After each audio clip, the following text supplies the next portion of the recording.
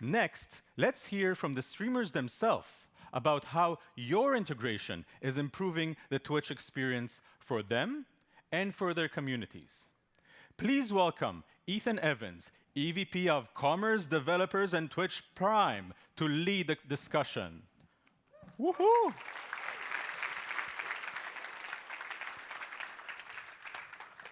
Thank you, Amir. So yeah, I figure all of you have now heard everything we're doing to try and make the extension environment better. I'm Ethan Evans, and I'm, as Amir said, Executive Vice President of Commerce and Developers. And now that we're bringing you the chance to see our technology, we thought the next thing you'd love to hear is from a set of varied and extremely successful streamers. You'd love to hear what they would like to see from you. So first, I'd like to welcome to the stage DJ Wheat.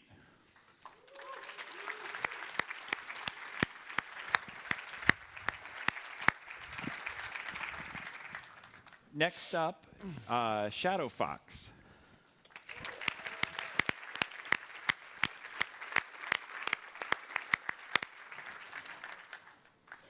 Third, Kraken.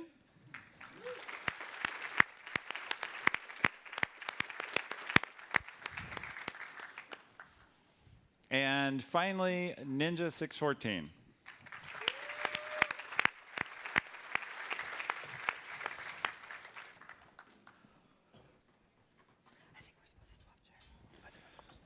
So, yeah, we're playing musical chairs to get everybody in the order of the slide. Actually, that was an extension, and chat just voted to switch us. Very good. So, welcome. Thank you all for coming. What I'd like to do first is just have each of you introduce yourselves briefly and your channel, and maybe what one or two extensions you use most. So, we'll start here on this end with you, Ninja. Hi, I'm Ninja614. I'm an old biker who plays video games on the internet. People come watch me do that sometimes. And I run the Streamlabs app or extension. I run the schedule extension, and then the leaderboard, all from Streamlabs. And I've tried a few other extensions, but those are the ones that are most prolific, and my users understand how they work, so that's what I run. Thank you. Hi, everyone. My name is Keenan. I go by Kraken Online. I do a lot of performative and kind of role-play heavy streams. We like to kind of get into a game and, like, you know, burn it down to its bare minimum and then build it back up into its original story, much to, you know, chat's chagrin. We don't use a whole lot of extensions on my channel, actually, but I've been developing my own, which I can talk about today a little bit. And that's kind of some of the direction we're looking to take the channel, is building unique shows and experiences built around chat interaction. Awesome. Thank you. Hey, guys. I'm Shadow Fox. I was in marketing for 10 years and then was introduced to Twitch to check it out. I found success very quickly. Leading to that brought me to coaching other streamers because they didn't understand how you can succeed so quickly. So my channel right now is really focused around coaching other streamers and then also playing a variety of survival crafting games. I also use the Streamlabs overlay, leaderboards, and the Amazon list of gear I use as a streamer. I'm DJ Wheat, a streamer on Twitch, but also an employee, the director of Twitch Studios. And I would say on my personal channels, aside from just Streamlabs, it sounds like we have that in common up here, but I've been involved in the, I guess you could say, as a producer of mini extensions, trying to essentially figure out what problems can we solve for streamers through extensions. Some of my credits include last year's Galactic Disagreements here at TwitchCon. We made several extensions for a reality show that we did on Twitch called Stream On that was more focused towards engagement, interaction, education, etc. Awesome.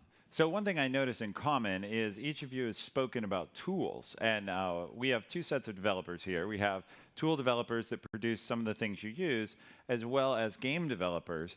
And game developers would love to know what sort of extension or interactivity, what sort of enhancement could they provide that honestly would lead you to choose and play their game in order to have that audience interactivity. So just take off and riff on that for a minute. What would cause you, anybody go first, to add a game extension?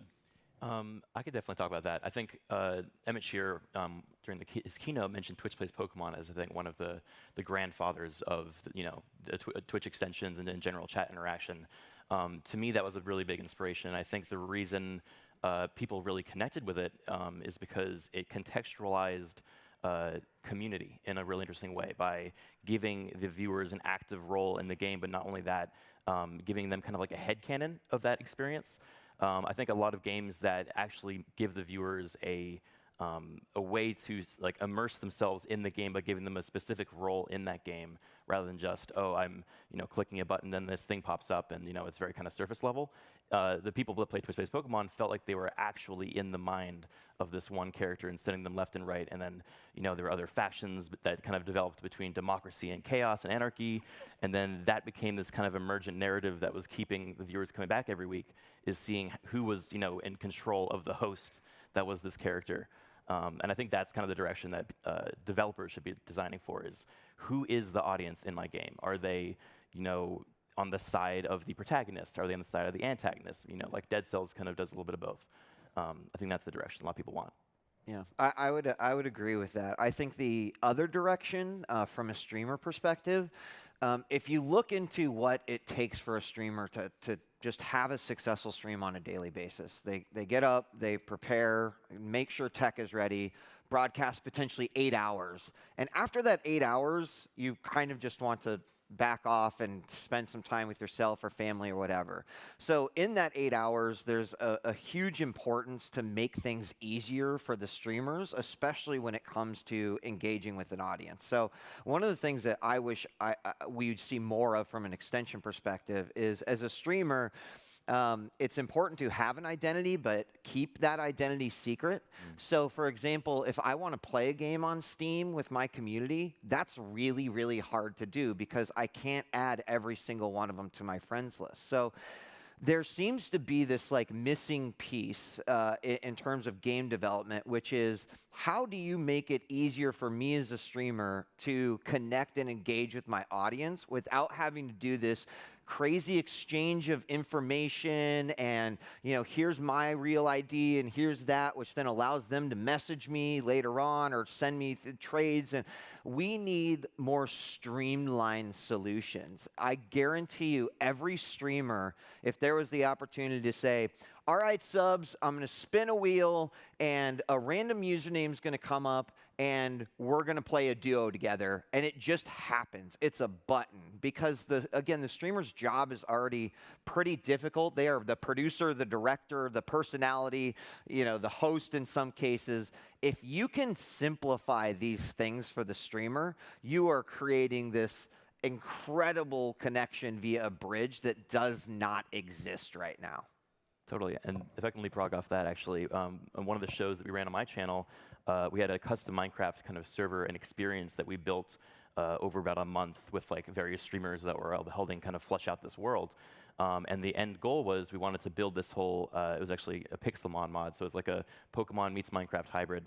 And we were each playing different gym leaders, and so we were building each of these gyms for the end goal of having our subscribers actually go through as the protagonists of Pokemon and try to challenge each of us and beat us, in this in the server.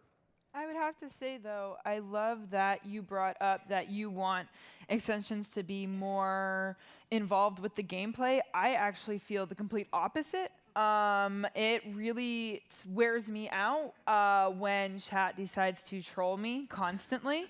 And I tend to just really get disheartened and worn out, and I get burned out. And there's a few games that have involved that in the gameplay, and those games don't last very long because streamers, we already have enough on our plate. We already have enough stress. We already have enough problems with trolls that allowing them to control my gameplay has its merits. But at the other end, I would love to see extensions that add to the game without affecting my gameplay, such as naming characters after subs. I think is a really big favorite with people. But right now, I have to figure out a giveaway system, and do I include subs or not subs?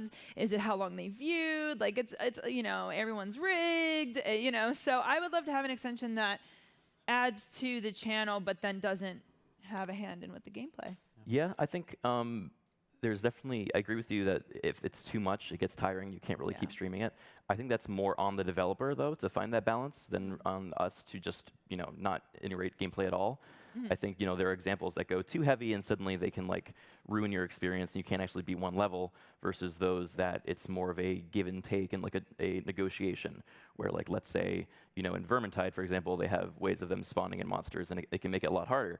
But if you develop some way of bargaining with your chat that like, okay, if you don't spawn that super big ogre right now, like I will do your favorite thing. Like for me, I had keys, and I would jingle my keys for them every time they didn't spawn an ogre, and they love that. Yeah. So they love. Yeah, I think, and that I did the Vermintide thing too. It was great for like a day or two, where people are like, "Oh, this is brand new."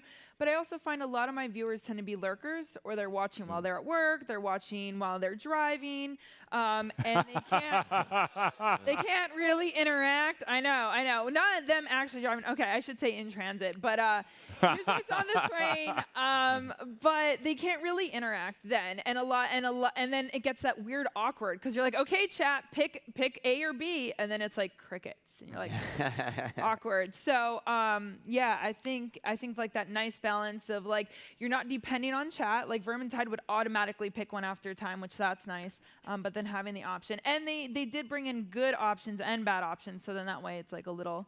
Like, please chat, please. Well, if the developer's doing things where it's more like a positive, like chat can help you as opposed to penalize you, will minimize the chance of them being able to make the game difficult for you, where it's more like if they give you this special thing, then it helps the level complete as opposed to introducing this insta-death, horrible thing, which is trolly and all that fun stuff. And I would add, it's difficult for the streamers, but it's also difficult for the users because they're still trying to figure out how these extensions work. Totally. And I spend a lot of time just explaining to my users how extensions work and click the thing, and we're playing the Jeopardy music in the background while we're waiting for people to get their act together. So whatever we're doing as a developed thing it's got to be as seamless and easy and simple for both the streamer and the user, because a lot of the viewers they're completely confused. And on the apps with that little puzzle button, so then I'm like, if you're on an app, you got to press the puzzle button, and if you're on a browser, you got to scroll down and you click the thing. Did you enable it? Did you turn it on? And that goes on for 20 minutes sometimes, just trying to get somebody engaged. So whatever we do, it's got to be easier. It's got to be ubiquitous in terms of nomenclature. What's it? Nomenclature. Yeah. Nomenclature. Whatever the word is.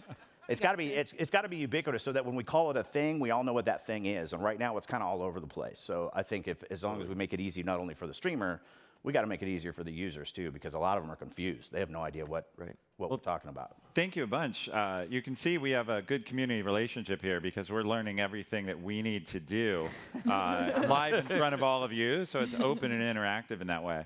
But giving that prompt, one of the things I know we discussed backstage, each of you has a little bit of a different philosophy on how often to try new extensions. And Streamlabs is mentioned a lot. I know one thing our developer community wonders is like, okay, Streamlabs is out there. What else? How do we break into that? So maybe starting with you, Ninja614, what will cause you to try a new extension, and what's your theory on what to try and what not to try? And then everybody can jump in. Yeah, well, that really is about, if it's easy, if I feel like it's going to be easy to explain to my users to use, then I'm interested. If it requires a bunch of extra steps, or if it requires the user to leave my stream at any given point, probably not going to be interested. So it's got to be pretty easy to use. I'm definitely interested in extensions that help me reduce the amount of spam in chat. Exclamation point free stuff in chat if you want to get this cool thing, and then 5 billion messages of exclamation point free chat.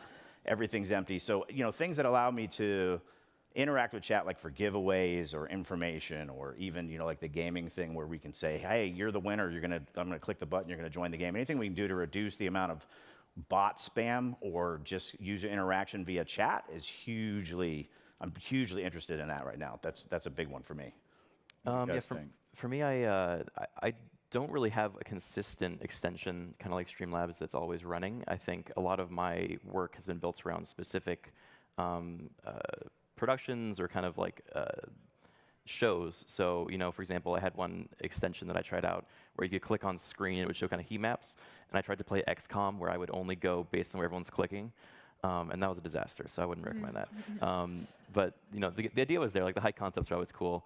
I did one that had people spending a currency they earned. This was actually before extensions was launched, using Revlo back in the day. But my users would purchase spawning monsters in Left 4 Dead, such as like a tank or a med kit, and I would fly around as a spectator in like a god mode and spawn these things on other streamers trying to survive a gauntlet that I was kind of curating. And that was a lot of fun, but it was an incredible amount of work on my side, kind of talking to Marcus's point, where I basically had like 4 spreadsheets on my right of like what everyone was purchasing, what the keybinds were on my keyboard. I had to make macro commands for every single spawn. I had to like go run ahead of the level and spawn it so that I wouldn't spawn right in front of someone's face. And all that stuff could be simplified by working, integrating with an extension. But yeah, I think most of my stuff has generally been like around specific content, or so that way I can pitch to chat what they have to do each time, rather than changing the culture of my entire stream. Great. Yeah, so I started out when Streamlabs, I think everybody's kind of when extensions started out. I jumped on Streamlabs because it was a known and trusted brand at that point. And I think that's at the core of what I feel is maybe wrong with extensions, is not actually necessarily the extensions, but how instead they are introduced to streamers. I don't know the numbers, but just hearing us, I feel like the brands that are much more known, Streamlabs, Muxy, Stream Elements, I feel like those are going to be the extensions that are more widely used, not even because they're good extensions, because everyone has their ups and downs, but because they're known and trusted. They're already, part of my stream. So that's the thing, is like I'm just comfortable with my extensions now, and I actually didn't even know there was a carousel now. I went in the other day to learn more about extensions for this panel, and I was like, oh my god, they actually like organized it a little bit better. So I think it can go even a step further. Yeah. Sorry, I got a marketing background. I think it could go a step further, and that would probably speak more to me, because I think there's great extensions out there, but they're not really like us friendly, There's sort of 2 things. I'll try not to go too deep here. So if you think about Twitch, if you think about even Justin TV, it was video, and then it was the addition of the chat, right? When you look beyond that, and you look at the evolution of what happened in that video player, I remember those days where someone added a webcam and someone went like, that's really stupid. Like, who wants to look at someone's face? Well, guess what? If you fire up a stream, 99% of them have a webcam, right? And we've seen these sort of evolutions. The same thing can be said for a follow alert. The same thing can be said for a sub alert. So to me, extensions is sort of that next piece that is truly what makes Twitch special, right? We have the video, we have the chat, and then the extensions. And so within that, what I'm really looking for a lot of times is, again, solving problems that haven't been solved yet. For me personally, one of the big problems we have producing content here at TwitchCon was like, how do you get people to not leave when you have to have downtime for an hour? Right, so that's why we built Galactic Disagreements, is sort of like just keep people engaged, right? And the problem was, how do you get people to not leave the stream? And the solution was give them something to interact with. So as I look more and more at the content that is being made by individual streamers, a great example is like the D&D shows. So I watch these Dungeons and Dragons shows with, obviously, like they have like 5 or 6 people on them, and there's this sort of tradition that happens at the end of every show, and that is that every player gives a shout out. They're like, "Hi, I'm Marcus. Here's my channel. This is my Twitter, etc." And to me, it was obvious there was a problem there. Is that there is no organic way for me as a viewer to like actually follow that person. So to solve that problem, it would make sense to like put a transparent follow button over their face, and then build into sort of the narrative is like, hey, you can click on my face and then you're following me on Twitch. So a lot of what I'm using extensions for is to say, here are the 10 biggest problems I have as a streamer or as a content producer, and like what extensions out there are making my job easier or making it easier for my chat to, or audience to help me do my job easier, or things that can say, wow, this took me an hour before and now it takes me 5 minutes. And I know that's a very hard scope to kind of really hone in on, but I think what I want people to walk away with after hearing all that is that the solutions are in the minds of like these people up here, right? Like really understanding what problems streamers have. And I've found that not asking them, what do you need built, but rather, what are the problems or what are the things that you need solved as a streamer? And then suddenly you start to see like, oh, wow, extensions can open up a lot of things. And it's a great way to get ideas. Well, I was going to come to that topic later, but since you've kicked it right out there, one of the things we're going to discuss is what couple problems do each of you feel you have that you wish there was a solution for? So we gave the game developer some love. For the tool builders, what tools do you wish you had in Magic World? What would an extension do for your stream? Well, I already covered the one, which is the giveaway or some sort of way to choose somebody from chat for whatever XYZ, so that we can reduce the amount of spam that goes into chat. I also would like to see a little bit more control over the overlays. It would be nice to see if we turned on an extension that was an overlay, that I also then had companion overlay stuff that I could actually run in my OBS or XSplit or whatever my broadcasting software is, so that I could then have a little bit more control over how that looks and behaves on the screen. So basically, you turn the layout on and it covers the entire thing of your stream, and then you have much more flexibility on the back end side to decide when and how things get turned on. So when then stuff happens, if I've got a particular piece of information that I don't want to get covered up by the extension, I'd like to be able to have control over where that extension happens on the screen. So that's one of the problems. One of the reasons why I haven't run some of the overlays that cover up, because it's literally messing with my UI that I spent a lot of time and energy making look a certain way, and now I have this thing like smack dab in somebody's face because there's a webcam there, or et cetera, and there's no way for me to move it. So having some control over how those things work would be really useful. And any sort of interaction that allows me to reduce the amount of spam that's in chat is a huge one. Giveaways is the easy one, but there's quite a few different scenarios too, where if there was a panel that was down there below, and I would really like a way for panels to be, if you clicked on it, that could come up and be like a little window or something off to the side, so that you don't have to have the screen, the actual stream off of the panel. You'd actually, and I don't know if that's a dev thing or if that's a Twitch thing. Some of the stuff you're talking about is definitely on us, but that's okay. I almost interrupted you to say, please stop talking about our future roadmap. Okay.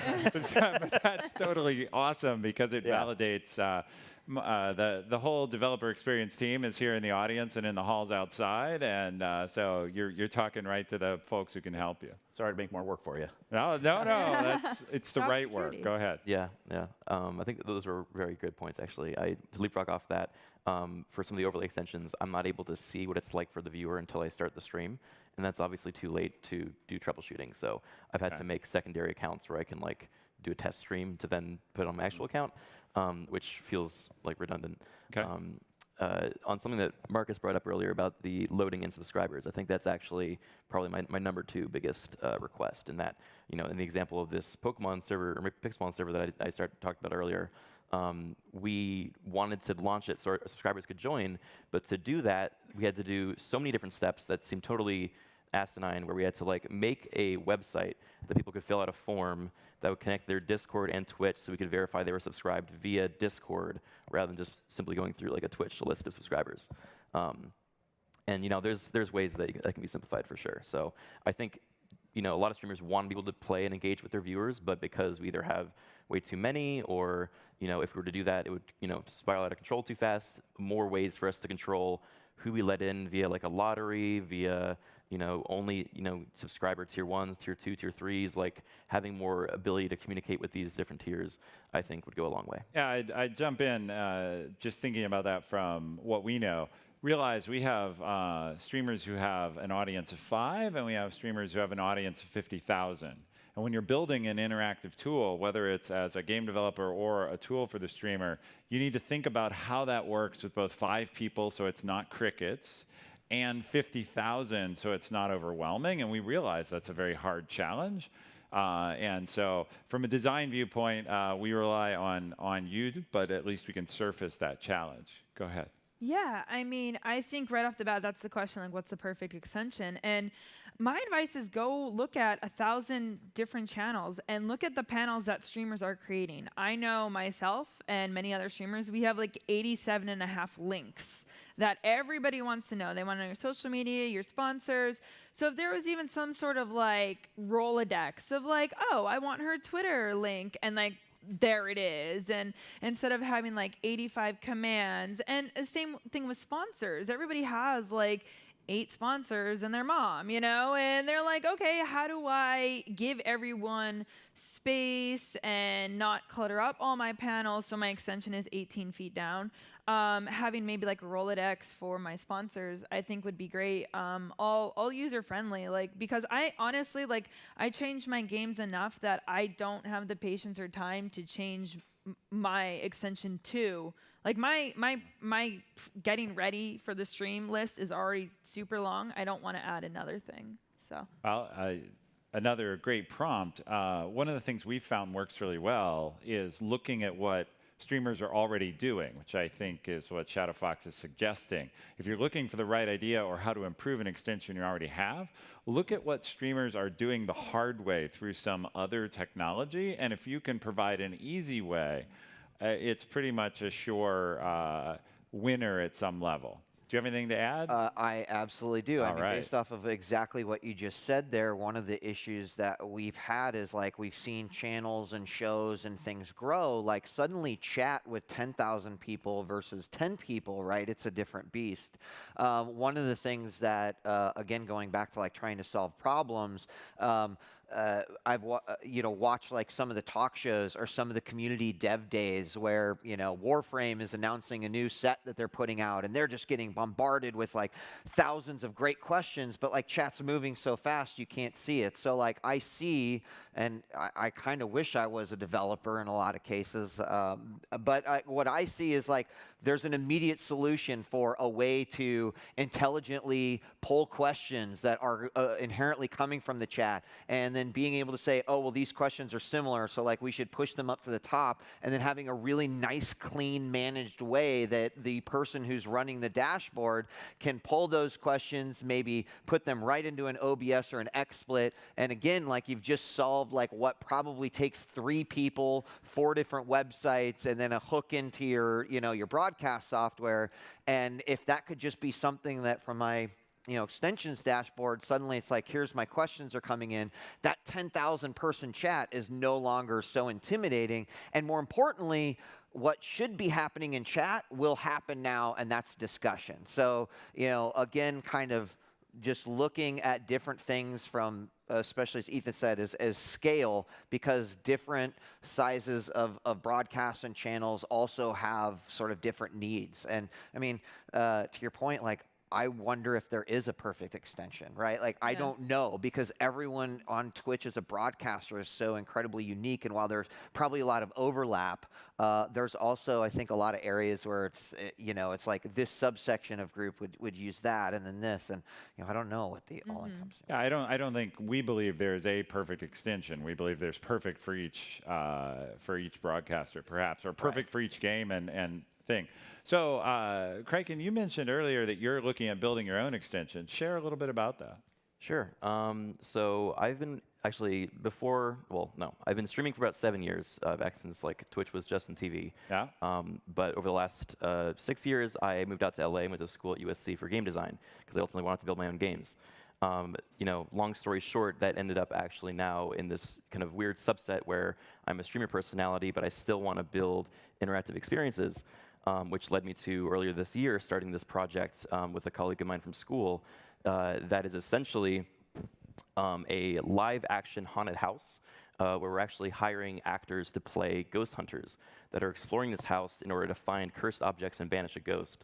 The trick being both the ghost hunters and the ghosts are piloted by chat via an extension. And we actually have the developer, I think, in the audience here, Grab Labs, who's helping us with this. There you go. Which has been an awesome experience so far. But the general goal here is to make a new piece of live entertainment that is contextualized entirely by the chat. And there's no script every night. It's going to be largely improv. We have kind of a base format, kind of like a board game of how the show is played. But other than that, it's entirely up to the chat on where they guide the ghost hunters, what room they're going into, what they're checking out, as well as the ghosts, what traps they're triggering, who they're trying to scare, and how the actors are going to kind of improvise and contextualize all that. So as far as what I'm looking for the future is I kind of see this as one of the first steps of kind of establishing a baseline for what an interactive show on Twitch might look like. And then from there, maybe pivoting more into the gameplay route and like building a game where that's the main focus. Or, pivoting a different direction and making it more of a, chat versus streamers versus, maybe the direction of chat helping a streamer complete a set of objectives like a puzzle room or escape room. So I wanted this to be a surprise reveal. I had no idea what Kraken was building. I'll riff on that and say, a friend of mine, Steve Day at Burgeoning Studios, has a blog quote that says, "Humans make the best NPCs."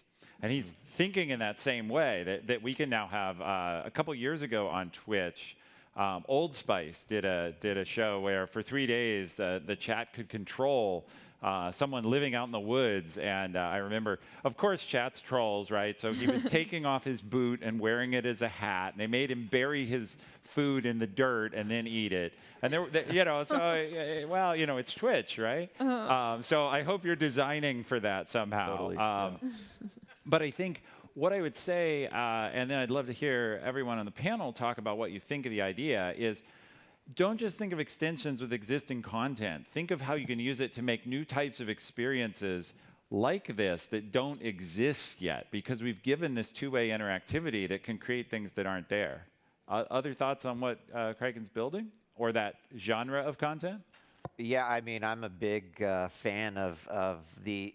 I love television, by the way. Just going to say that, but television is like the most horrid one-way experience, and I laugh when they try to make it two-way. Hashtag. Whatever. It's like that's not. It's like a fake two-way experience. So the idea that with audience interaction, that this content can sort of be created, and Ethan mentioned Nature Man, and I still think that was one of the most incredible things that's ever happened on Twitch, again, because it was content created. Well, first off, it was like a 3-day commercial, and that was impressive, but it was content created by the viewers, and they embraced that, and I think there is a whole new sort of era of content that extensions can lend itself to. I mean, we also had Artificial take place recently. Yeah. It's a little more extension on the polling side, but obviously the showcase of where this type of content has a home on Twitch, and certainly people are very interested in it. So I think it's great. More. So I'm gonna go ahead and jump in just to make sure we have enough time, because we want to get to a couple audience questions. The last question I think the developer audience would love to hear from all of you is, hey, they'd like to make a living, participate in the Twitch economy. What sorts of things, what sort of mechanism or way would you consider sharing revenue or paying for extensions? Because developers can only build what they can afford to build. So I know, difficult question, but what would lead you to open your wallet in some way, or would you prefer to pay an upfront price, or share bits, or share subs if they're bringing in new subs? Just talk a little bit about how that could work.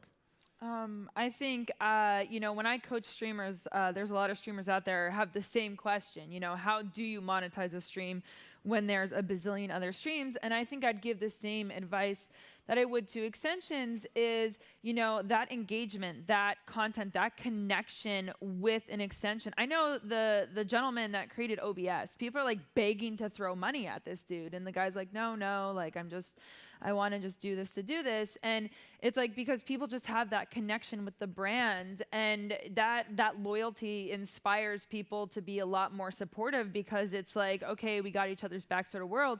But if I have an extension that like I have no connection with them whatsoever, there's no presence of them on social media or anywhere on the internet, they're just a nobody to me, like then I have no emotional like attached to that. And I'm like, oh, all right, like I mean they're just a company. Great, good for them. All right, they don't need my money. Because I didn't even know, you know, like as a streamer, I don't know what you guys go through. Just like you don't always know, unless you're a streamer, obviously, you don't always know what streamers are going through. So I think there's like that disconnect right now. Like I had no idea how expensive it was, right? Like in my mind, I'm like, oh, you just like open up like Paint or something and like make it, right? Like that's how that works.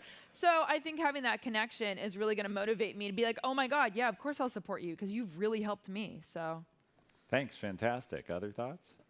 Yeah, I'd say I think from what I've learned building this extension for Ghost Commander is the name of the show, that it's very expensive up front, and I think a lot of streamers can't necessarily afford that out of pocket. I think finding some sort of way that, you know, either sharing bits or you mentioned sharing subs, I think that's a little bit on the uncomfortable side for a lot of streamers because they can kind of consider subs to be their rock. Yep. But I think that sort of partnership makes a lot more sense for folks like me that are trying to build original content, original shows, as opposed to the perfect extension, which is more universal. I think we want to be able to use an extension to make this great new idea that we didn't think would be possible without it. But I think it should be more of a conversation than simply a bill up front. Ninja614, I'll give you the last word, and then we'll go to audience questions. Yeah, I would also echo the sentiment that your subscribers are they're subscribing to you. They're not subscribing to anybody. They're subscribing to your stream. So I don't think I would ever be excited. I don't think I would ever turn on an extension that wants to dip into my subscribers.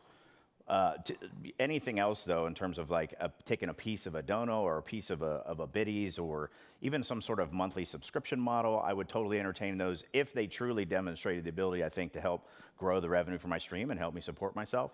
But I would say I echo a lot of streamers' sentiments that you don't touch our subs. It's just they're not yours. So that's a good point because we've released the API for that today, and our belief is that's your streamers who go down, extension developers who go down that path are going to have to be able to show that they're adding to the number of channel subs, that they're either leading people to subscribe at a higher level or more by number. But with that in mind, we have 2 mics here in the front. We don't have much time left before lunch, and I don't want to stand between people and lunch. Maybe we'll take one question on each mic, so that creates a little bit of a race. But what I want to say, so if you have a question, grab a mic. This is your chance. But second, all of our streamers are going to join us at lunch. And so if you want to grab a table, they'll each head to a separate table, and you'll be able to ask questions of any one of them, as well as our whole team will be there, and you can get more detail. But with that in mind, you, sir, go ahead. Yep. Can you hear me okay? Yes. Hi, so my name is Tim. So I'm part of a team of developers. We make an extension called QuizKit. What it allows broadcasters to do, it allows them to make and design their own trivia game shows and host it and have their audience play along as they're doing it. We work with quite a lot of different streamers, but one thing that we're quite interested in understanding is how do your objectives change between when you're doing, say, like a direct piece where you're talking directly to your audience, asking for feedback, and when you're doing more passive content and you're trying to interact with them there? Like, how does that sort of interactivity change for those 2 different types? Could you define passive content? So if you're playing a game and you're sort of like maybe, I'm not sure whether you sort of actively like look at your audience or look what chat's saying and then decide to respond there, or when you're sort of, and then on the other side of it, when you're sort of directly asking chat things, because I know some of the streamers we speak to, they do specific segments where they're doing like chat shows and they're just talking to them. Oh, well, I mean, I think I engage from the second I hit start to the second I end, and I think that is like the newer generation coming up is really, really, no matter what you're doing, you should be actively engaging. So I don't think there's a switch. I mean, now if you mean like active video games such as like your game, like when am I engaging with streamers as when am I playing my own game, I think it's a balance, right? Because a streamer can feel the vibe of their channel, and sometimes they're like, oh, I need to wake my channel up, I need to engage, I need to make maybe a little bit more connection. But at the same time, a streamer has only so much energy, and when you're engaging not only in chat but playing games with your viewers, it's like double the drain. So I know there is a balance sometimes of doing like maybe a single player for a little bit and then maybe an interactive game for a little bit. But I think it really comes down to who you're talking to, if they're engaging chat or not. Because yeah, there's never a second I'm not engaged with chat. Yeah, for me, chat is king.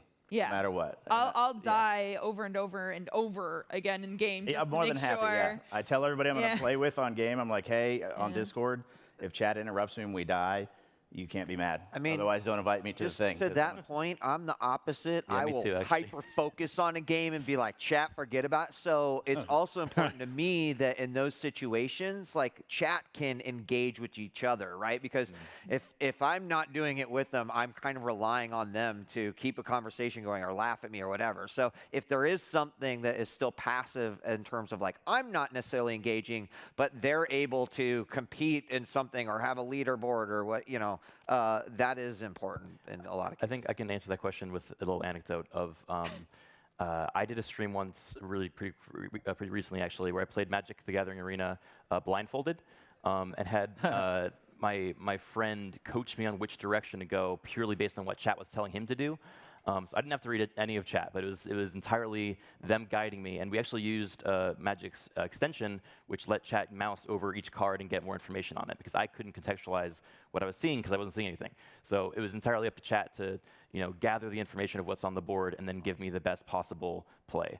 And then I would inevitably misclick and buff the enemy. But it was a fun experiment. So it depends on the streamer. Yeah. All right, we're gonna take there are two people standing. We'll do those quick. One question, one streamer answers. You were up first. We'll get you, and then we're done. What's your question? Okay, so we've heard a lot of awesome stuff today, and I've heard like three main things. One is extension awareness, engagement, and monetization.